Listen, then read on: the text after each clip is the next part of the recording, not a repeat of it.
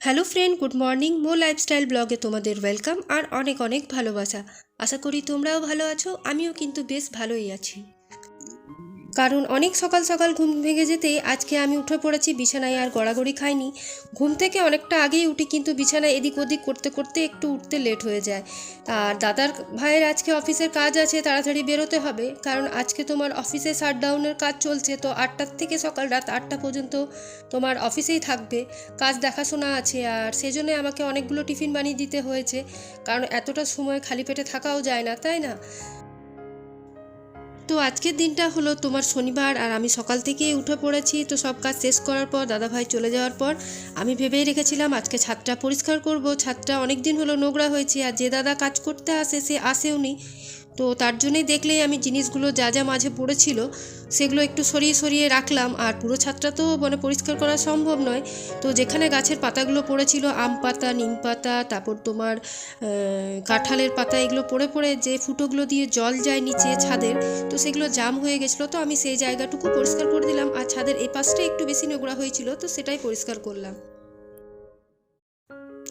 তারপর কতগুলো শুকনো কাপড় ছিল যেগুলো তোমার ভিজে ভিজে ভাব ছিল, তো সেগুলোকে এখন রোদ দেখে মেলে দিচ্ছি, কারণ কালকে এগুলো কাঁচা হয়েছিল। তো বৃষ্টির কারণে তোমার আবার কাপড়গুলো আমাকে নিচে নিয়ে যেতে হয়েছে, নিয়ে আর সেগুলো ভালোভাবে শুকোয়নি। আর ঘরে মেলে রেখেছিলাম, কিন্তু তবুও যেন একটা বাজে গন্ধ উঠে, দেখবে রেখে দিলে। তো সেই জন্য এখন আমি একটু রোদে দিয়ে নিচ্ছি, তাহলে গন্ধটাও চলে যায় আর তোমার কাপড়টাও ভালোভাবে শুকিয়ে যায়।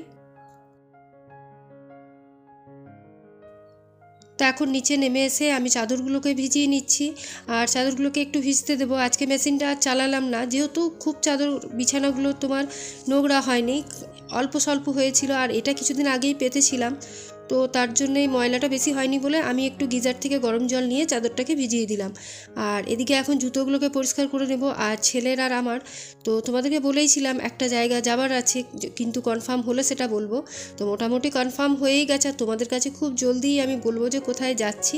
খুব দূরও নয়, খুব কাছেও নয়, তবে যেখানে যাচ্ছি তোমাদেরও খুব মনের মতন জায়গা। আশা করি তোমাদেরও ভাল লাগবে যখন সেখানে যেয়ে আমি ব্লগ করব।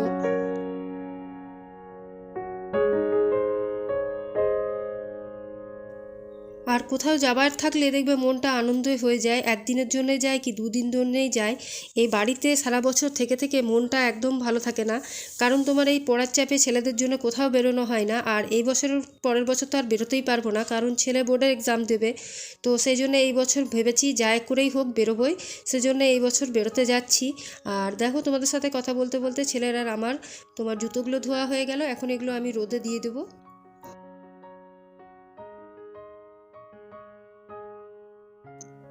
গরমকাল পড়ে গেলে কিন্তু আমাদের উঠোনে বেশ রোদ আসে, তোমার বেশি না, 1 ঘন্টা যদি তুমি কোনো জিনিস রেখে দাও তো শুকিয়ে একদম পাপড় হয়ে যাবে। কারণ এখানে আমি আর ছাদে যাই না, তখন নিচেই মেলে দিই। আর এই যে দেখছো ড্রেসিংটা ডেলি রোজকারের মতন ড্রেসিংও আমার অবশ্য পরিষ্কারই আছে, কিন্তু যেহেতু বাসি কাজকর্ম আর হাতে অনেকটাই সময় আছে, তো আমি সেই জন্য এখন বেসিনটাও একবার ভালোভাবে পরিষ্কার করে নিচ্ছি। আর আমার এদিকে নিচে যা যা ডাস্টিং ক্লিনিং ছিল সেগুলোও কিন্তু আমার হয়ে গেছে। আর এখন সময় জানো কটা বাজে? এখন তোমার সকাল 9টা বাজছে, আর 9টার মধ্যে আজকে কিন্তু আমার বাসি কাজকর্ম যা যা আছে সবই কমপ্লিট হয়ে গেছে। শুধু ব্যাস এই বেসিনটা একটু পরিষ্কার করে নেব, আর ঘরটা যেমন মুছি সেরকম মুছে তারপর কাপড় দিয়ে, তো তোমরা জানোই আমি একটা শুকনো কাপড় দিয়ে বা ভিজে কাপড় দিয়ে ভালোভাবে ওয়ালটা মুছে নিই, তাহলে কি হয়, তেল ভাব বা ঝুল ধুলো যা হয় সেটাও পরিষ্কার হয়ে যায়। তো চলো এখন রান্নাঘরে যাওয়া যাক। রান্নাঘরে এখন অনেক কাজই বাকি আছে, কারণ আমি জলখাবার বানানোর পর আর রান্নাঘরটা পরিষ্কার করিনি, কারণ দাদাভাই তো অনেক সকালে বেরিয়ে গেছে। তো এখন আমি কড়াই আর যে কটা বাসন আছে সেগুলো ভালোভাবে ধুয়ে নিলাম, এবারে রান্নায় লাগতে হবে। আর রান্নায় সেরকম আজকে কিছু আর করলাম না, কারণ ছেলে আর আমি আছি, এবারে ছেলে যেটা বলবে সেটাই করে দেবো, তাহলেই আমার আজকের লাঞ্চও রেডি হয়ে যাবে।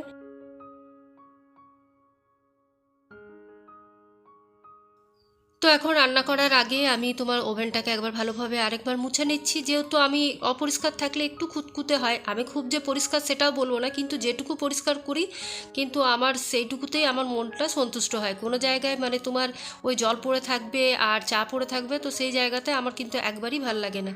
আর আজকে ভেবেছি আমি কতগুলো কন্টেনার খালি হয়ে গেছিলো, হরলিক্সের ছিল, পোস্তুর ছিল, তোমার চাপাতি, চিনি, তো ওইগুলো আজকে আমি ভালোভাবে ধুয়ে নেব। তো একটু গরম জল করে ভিজিয়ে রেখে নিচ্ছি, গরম জল হতে দিয়েছি, ঠান্ডা জলের সাথে গরম জল দিয়ে, নয়তো তোমার কন্টেনারগুলো দেখবে একটু কীরকম হয়ে যায়, তার জন্যে। আর এদিকে আজকে ভাবলাম এই র্যাকগুলো একটু মুছে নিই যখন সময় আছে হাতে।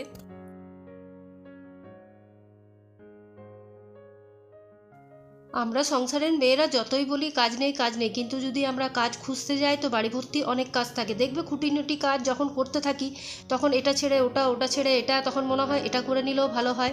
তো সেই রকমই আমারও ঠিক অভ্যেস, মানে একটা করতে যেয়ে আরেকটা করে বসি, ভাবি এটা করব তো তার সাথে আরও দুটোকে যোগ করে নিই। তো আজকে ভেবেছিলাম কন্টেনারগুলোই ধুবো, কিন্তু তার সাথে আমি একটু তাকটাকেও পরিষ্কার করে নিলাম, আর এটা প্রত্যেকদিন করেও থাকি।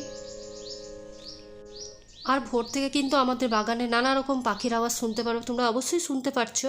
তো দেখো এদিকে এখন আজকে ছেলের আবদার হলো যে মা মানে বেশি কিছু করো না, আজকে মুসুর ডালের বড়া বানাও, পাঁপড় ভেজে দেবে, আলু সিদ্ধ করে দেবে, পোস্ত বেটে দেবে, তাহলেই হবে। তো ব্যাস তার অনুযায়ী আজকে আমি খাবারগুলো লাঞ্চের বানাবো। আর সেগুলো তোমাদের সাথে শেয়ার করছি না যে কী কী আজকে রান্না করলাম, সেটা তো বলেই দিলাম তোমাদেরকে। আর চলো এখন আমি কন্টেনারগুলো একটু স্কচ ব্রাইটটা নিয়ে ভালোভাবে ঘষে দিই, কারণ অনেকক্ষণই ভেজানো ছিল এটা।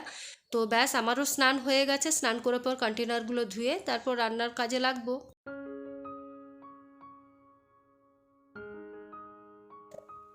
পরে ভিডিওটা যখন দেখছি এখানটা কেমন আবছা হয়ে গেছে।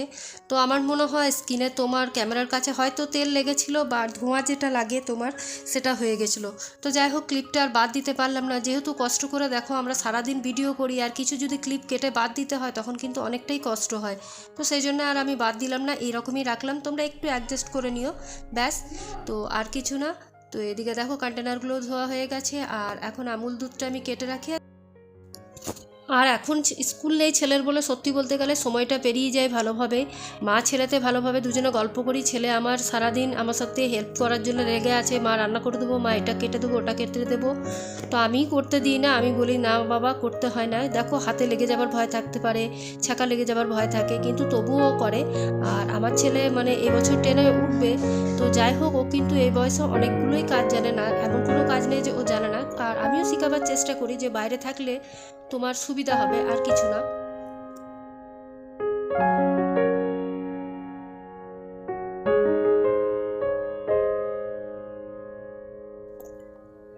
তো মোটামুটি আমার সব কাজ কমপ্লিট, আর রান্না তো বললামই তোমাদেরকে সেরকম কিছু নেই আজকে। তো যাই হোক করবো আস্তে আস্তে। আর এই যে কাজটা সেটার কোনো তোমার বাধ্যতামূলক নেই, যখন ইচ্ছে তখনই আমাদেরকে করতে হয়, যখনই কাপড় শুকোয় তখনই আমাদেরকে সেটাকে গুছিয়ে রাখতে হয়, আর ফেলে রাখলেও দেখতেও খারাপ লাগে। আর আমি এই চেয়ারটার মধ্যে যা কাপড় শুকোয় একবারই জমিয়ে নিই, তারপর ভালোভাবে গুছিয়ে আলমারির ভিতরে তুলে রাখি। তো চলো আজকের ভিডিওটা এখানেই শেষ করছি, কালকে আবার একটা নিউ ব্লগ নিয়ে দেখা হবে। ততক্ষণ তোমরা ভালো থেকো, সুস্থ থেকো, সবাইকে ভালো রেখো। আজকের মতন এইটুকুই, টাটা।